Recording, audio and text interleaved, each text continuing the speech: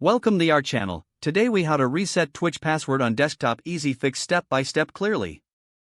Open your web browser and navigate to the Twitch website. In the top right corner, click on the login button. On the login screen, locate and click on the Forgot Password link. You will be redirected to a new page. Enter the email address associated with your Twitch account in the provided field. Click on the Send Email button. Check your email inbox for a password reset email from Twitch.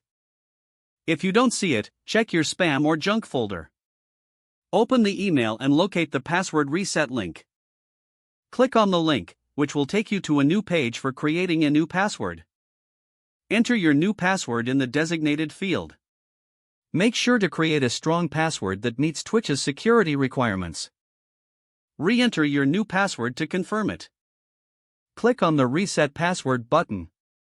You will receive a confirmation that your password has been reset successfully. Now, return to the Twitch login page. Enter your email and new password to log in. You're all set to enjoy streaming again.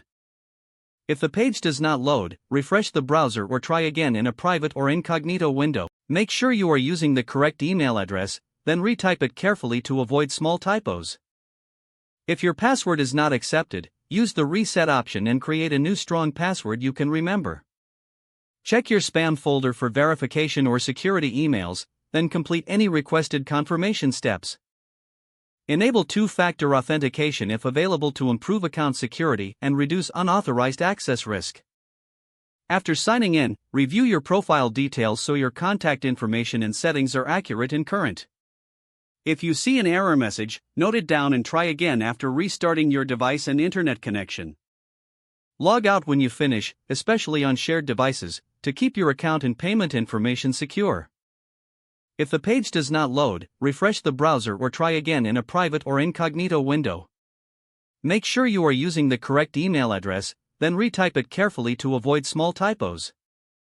Don't forget to like this video and subscribe to our channel for more step-by-step tech guides.